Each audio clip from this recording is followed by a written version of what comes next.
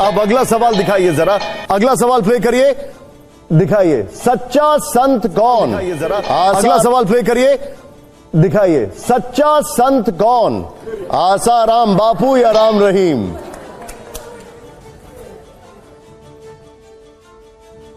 बहुत लंबा पॉज लिया है आपने। आपने पूरी प्लानिंग, आपके जितने भी ये शो बनाने वाले लोग हैं उन्होंने प्लानिंग की है कि सिर्फ मुझे फंसाना है। नहीं, अब सुनिए, इस पे भी सुनिए।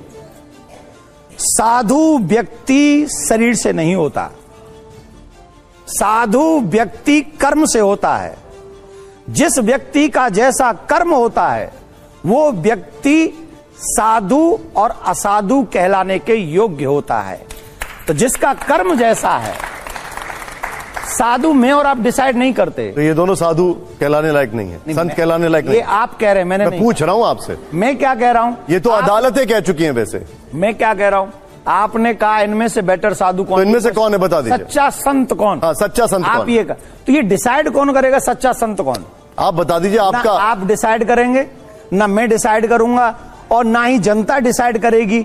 सच्चा संत कौन है ये ठाकुर जी डिसाइड करेगा। लेकिन एक मिनट, इसमें और कोई नहीं जानता। सनातनी के टाइम पर आप डिसीजन ले लेते हैं, सनातनी के टाइम पर आप डिसीजन ले लेते हैं और जहां फंसते हैं वहां ठाकुर जी को पकड़ लेते हैं आप। नहीं, सनातन की रक्षा के लिए हम सबको लगाया हुआ है।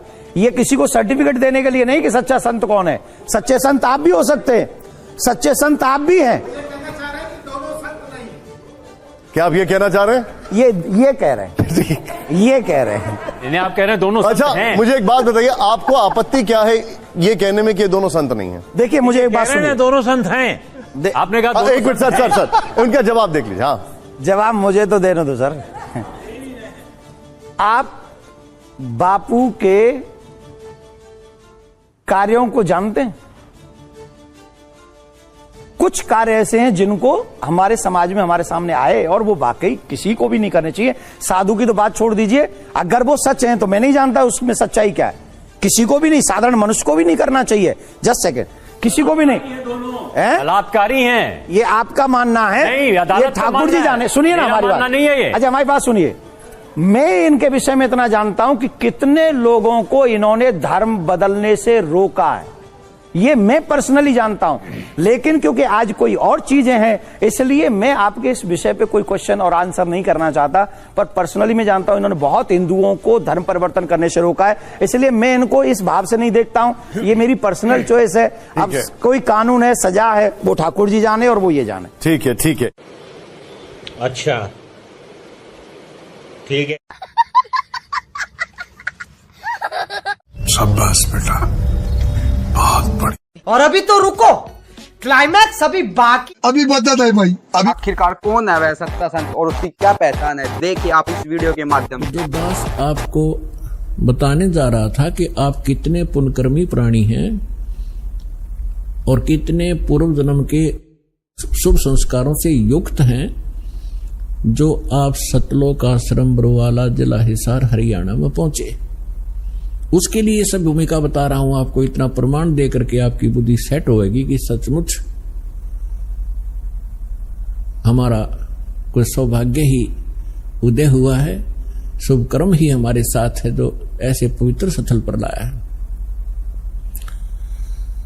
अब गीता अध्याय नंबर 4 के श्लोक नंबर 32 में तो स्पष्ट कर दिया कि उस सच्चिदानंद घन ब्रह्म ने अपने मुख कमल से जो ज्ञान दिया वो यथार्थ ज्ञान है, उसको तत्व ज्ञान कहते हैं। चौथे अध्याय के 34वें श्लोक में कहा कि उस तत्व ज्ञान को तू तत्वदर्शी संतों के पास जाकर समझ।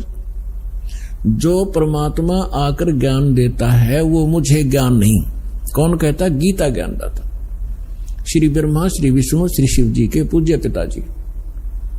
और उस ज्ञान को किसी तत्वदर्शी संत से पूछो तो इससे सिद्ध है कि वो वेद ज्ञान से भी भिन्न ज्ञान है और गीता के ज्ञान से भी वो भिन्न है। नहीं तो गीता जी में एक अध्याय और लिख देता हो कि ये है वह तत्व ज्ञान, 19वां अध्याय और बना देते।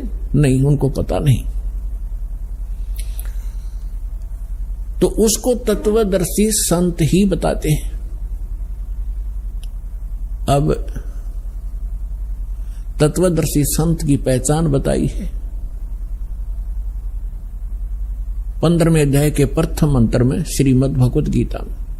कि जो संत इस उल्टे लटके हुए संसार रूपी वृक्ष के पत्तों से लेकर मूल तक विस्तार से बताता है, भिन्न भिन्न बताएगा, स वेदवित वो तत्वदर्शी संत है। वह वेद के तात्पर्य को जानने वाला है।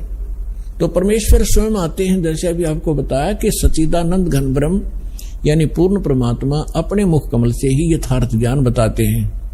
उन्होंने 600 वर्ष पहले यह ज्ञान कहा था कि अक्षर पुरुष एक पेड़ है।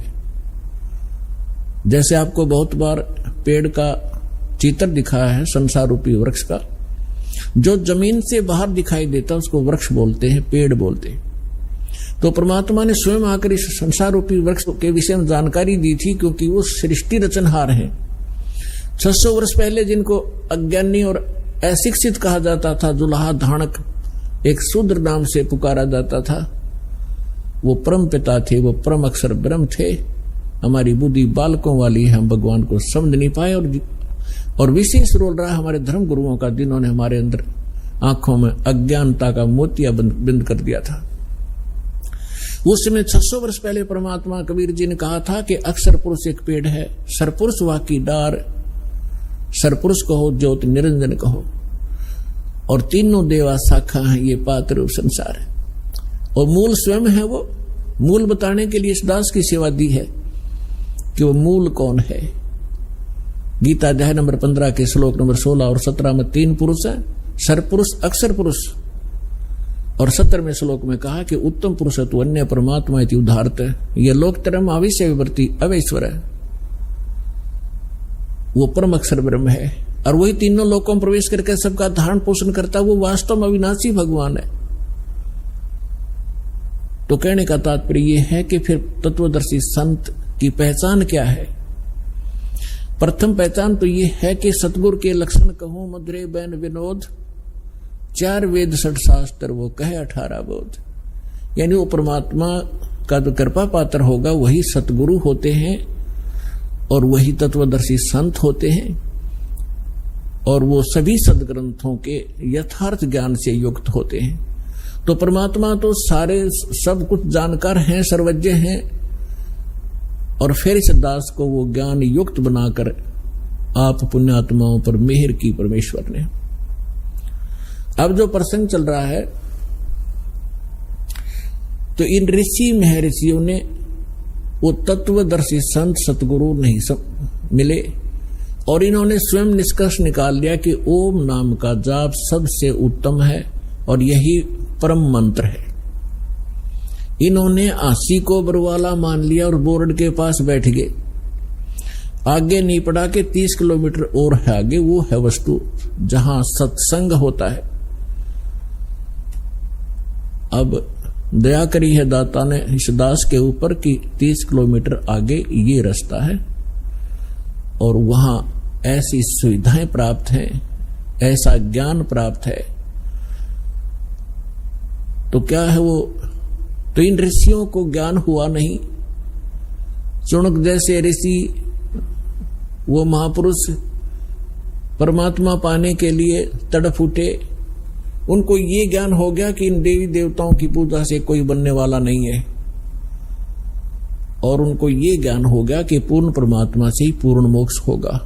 उनका दुर्भाग्य था कि उनको तत्वदर्शी संत न मिलने से उन्होंने ब्रह्म को और उसके ओम नाम को सुप्रीम गॉड मान लिया और श्रेष्ठ परम मंत्र मान लिया। ओम नाम का जाप, वेदों के अंदर ओम नाम के अतिरिक्त कोई मंत्र नहीं है। श्रीमद् भगवत गीता में भी ओम के अतिरिक्त कोई मंत्र नहीं है। जितने भी ये पुराण हैं ये गॉड गिवन नहीं है, ये ऋषि महर्षियों के अपने अनुभव हैं। जैसा उन्होंने परमात्मा को जाना, जैसे उन्होंने डले डोए, वो अनुभव उसमें लिख रखा है। लेकिन जो वेद से नहीं मेल खाता वो व्यर्थ है। ओम नाम के अतिरिक्त कोई मंत्र किसी भी जाप उसमें सदग्रंथों में नहीं है, और उसके अतिरिक्त किसी पुराणों के अंदर कोई अन्य मंत्र हैं तो वो यदि वेद से मेल नहीं खाते हैं तो हमें वो हानिकारक है। वो आन उपासना है, वो शास्त्र विधि को त्याग कर मनमाना आचरण होता है, जो गीता अध्याय नंबर 16 के श्लोक नंबर 23 और 24 में मना किया है कि जो शास्त्र विधि को त्याग कर मनमाना आचरण करते हैं उनको न तो कोई सुख होता है, ना कोई उनकी को सिद्धि प्राप्त होती है, और न ही उनकी परम गति होती है, अर्थात यूजलेस। इससे तेरे लिए अर्जुन कर्तव्य और अकर्तव्य की व्यवस्था में 24वें श्लोक में कहा, 16वें अध्याय के कर्तव्य और अकर्तव्य की व्यवस्था में अर्जुन शास्त्र ही प्रमाण है, किसी व्यक्ति विशेष के कहने से भ्रमित ना होना।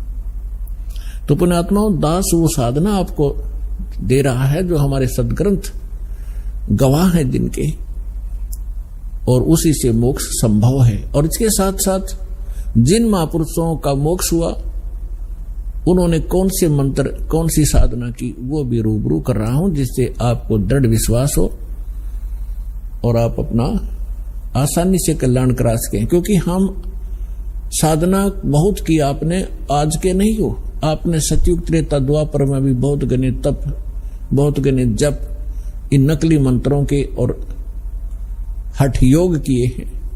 परमात्मा के बिना ये आत्मा उसी दिन से तड़फ उठी थी जिस दिन से उससे बिछुड़ कर आई थी। क्योंकि जो सुख सतलोक के अंदर था, इसको यहां कहीं प्राप्त नहीं हुआ। राजा बनकर देख लिया, रंग अपने आप ही बन जाता है, और फिर सेठ साहूकार बनकर भी देख लिया, वो सुख नहीं मिला। क्योंकि जो सुख है वो इस 21 ब्रह्मांड में उसका नाम निशान नहीं है। जिस सुख की हम खोज कर रहे हैं वो सुख वहां मिलेगा जहां वो सुख है, सतलोक के अंदर। अब कोई खल की बोरी में अरखांड का टेस्ट ढूंढ रहा है तो चेक आखिरी तक खोज लिए, उसकी तली तक भी खड़ ही मिलेगी। इसी प्रकार बोरी, जो खांड की बोरी, बूरा की बोरी के अंदर आप पहुंचोगे तो कहीं से भी निकाल लेना, मीठी ही मीठी होगी। इसी प्रकार सतलोक एक सुख सागर है, जहां आप पहले रहा करते थे। वहां मृत्यु नहीं, वहां वृद्ध अवस्था नहीं, वो जंत्र, नाड़ी तंत्र से बना हुआ वहां का शरीर नहीं, बहुत सुंदर एक तत्व से बना हुआ नूरी शरीर आपका होगा। सदा युवा रहोगे, मृत्यु नहीं होती, परिवार ज्यों का त्यों होगा, उसकी डुप्लीकेट ज्यों की तो नकल है ये सृष्टि यहाँ की। लेकिन ये मिट्टी से बने हुए खिलौने हैं, वो अजर अमर शरीर प्राप्त होंगे आपको। और आप ऐसे ही प्राप्त थे पहले, अपनी गलती से हम यहाँ फंस गए। अब आपको पता चलेगा कि हम कैसे फंसे, जैसे सृष्टि रचना में दास आपको सुनाता है, जो परमेश्वर ने स्वयं आकर हमें यहाँ सुनाई और बताई।